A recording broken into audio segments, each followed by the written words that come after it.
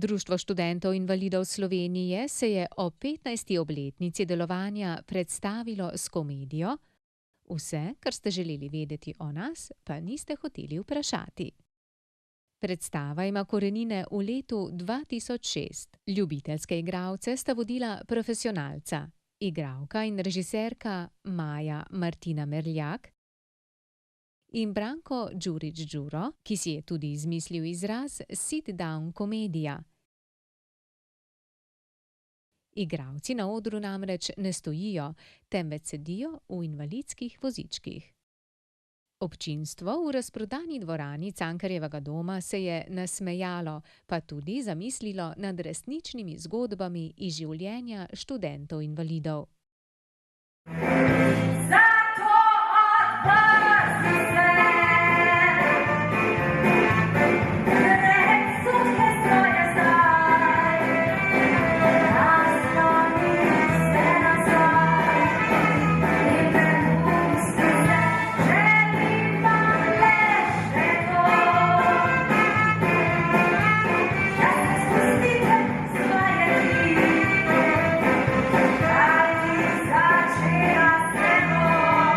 Vključevanje ljudi v kulturno-umetniške dejavnosti v Sloveniji ni razvito, oziroma zelo malo. Zdaj, ne vem, kot primer je to, da pač invalidni študenti ne morejo na AGRFT. Zdaj s tem lahko primerjam tudi mogoče medicinsko fakulteto, kar je isto. Tako da se nam zdaj zelo škoda, pa nesmiselno, če je nek študent nadarjen in ga to veseli in bi bil dober v tem, zakaj se to ne da. Poleg tega pa tudi večina gledališč, pač teh kulturno-umetniških ustanov nekako ni prilagojeno, sploh arhitekturno, za invalide. Tako da je potem nastala v našem društvu pobuda, dajmo pa mi sami nekaj v okviru društva nekaj podobnega izpeljati, z mogoče podobnim načinom kot na fakulteti tej AGRFT.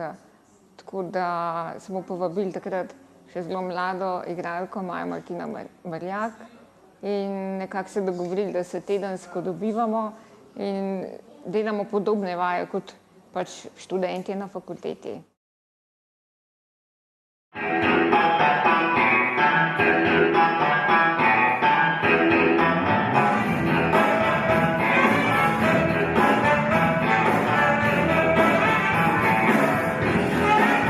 Res pa nisem vedela, kako naj se tega lotim. Enostavno nikoli nisem ne poučevala, kaj pa šele, da bi poučevala invalide, ki so, recimo pri nas na akademiji poteka, je nekako poučevanje zelo povezano z gibom. Tudi, če delaš, ne vem, samo trening prepone, pa trening, se pravi, ogrevanje govornega aparata, vključuje seveda tudi telo, ne. In kako naj zdaj prilagodim vse te vaje, ki sem se jih naučila na akademiji njim, kako naj jih naučim, kaj je prepona, ker recimo sploh distrofiki že tako v bistvu imajo zelo malo moči, kako naj, skratka nisem vedela, ne kje naj se jih, če se jih sploh lahko dotaknem, kako naj jih naučim, kako naj prilagodim te vaje, se pravi njim.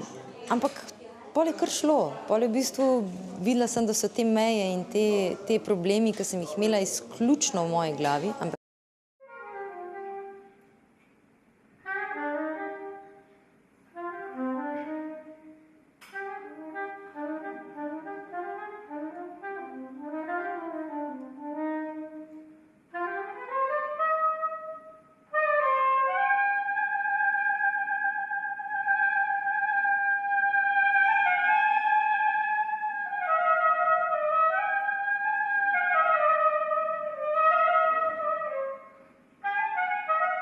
blazno me navdušuje ta njihov optimizem. Kadarkoli sem z njimi, se vedno toliko nasmejimo, tudi jočemo, ampak. Spogledujeva se, že čutim metučke v trebuhu, kako prfotajo.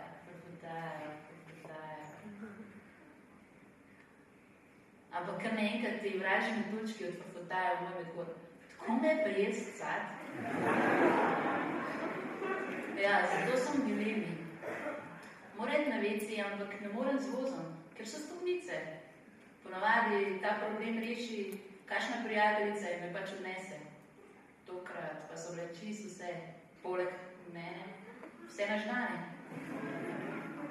Ja, zato izkoristim priložnost. Ti pa pogledam globoko v oči in ga vprašam, gre z mano na WC?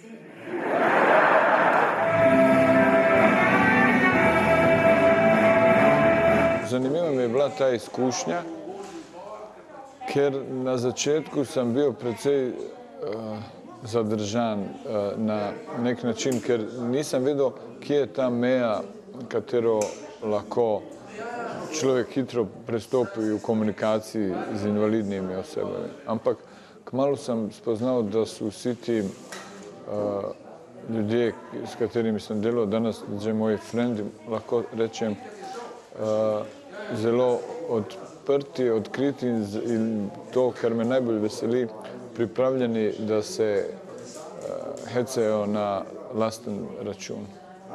To, kar zadeva invalidne osebe kot igralce, ne vidim nobene razlike med igralci, ki niso invalidi in med temi, ker tudi sploh recimo za film ali pa za kakršnokoli umetnost, vsi vemo, da je duh gonilo, ne pa telo.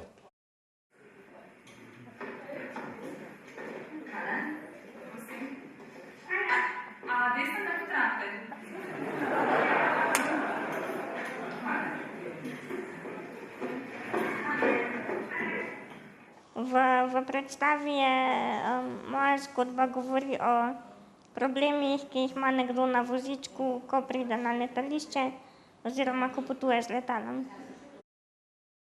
Šla do Lufthansinega okenca in pokazala dokumente in razložila situacijo.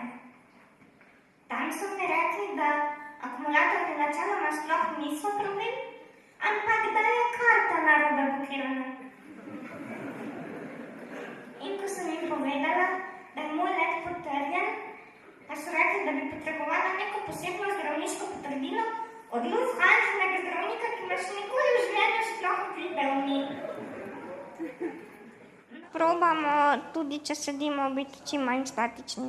Se pravi, čim več uporabljati mimiko obraza, roke. Je pa res, da se ne moramo toliko premikati, čeprav v enih točkah se recimo Vesna ogromno premika po odru. Jaz sem zaljubljena. Ja, jaz sem ful razmišljal o tem, ampak ne morem čez tam. Pač ne morem.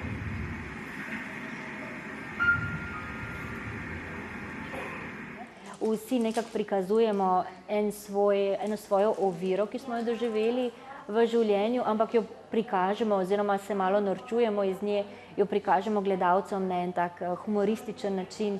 Dejansko eni prvič vidijo, slišijo sploh naše zgodbe, si ne znajo predstavljati, kaj pa kako, s čim, s kakšnimi težavami se mi soočamo, kako jih rešujemo, potem pa, ko to nekako javno povemo, pa mogoče malo začnejo takrat razmišljati. Predstava sama mi je pa bila ena taka, bom rekla, terapija na nek način.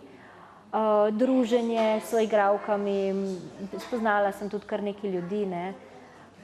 Pokažeš ljudem, pa predvsem probaš prestaviti te meje, ki so predvsem v glavi, da pač mi nekako predstavljamo mogoče en simbol nemoči, ampak dejansko zmoremo vse, kar lahko tudi ostali, ampak na drugačen način. Pa mogoče malo počasnejši. Ja, za sodelovanjem v predstavi sem sigurno pridobila na prezenciji, na samozavesti.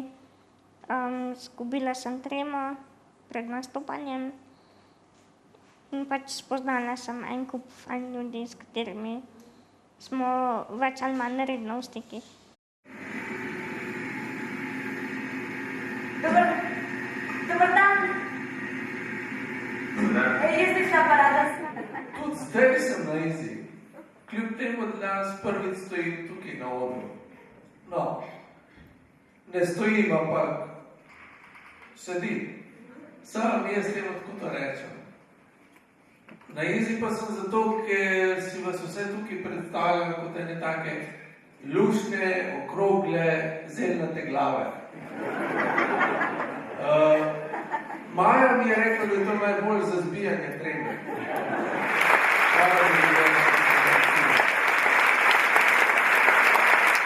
Namen je točno to, da se demistificira pa v bistvu invalidnost, pa da ljudje spoznajo točno to, kot sem rekla, da so nam popolnoma enaki,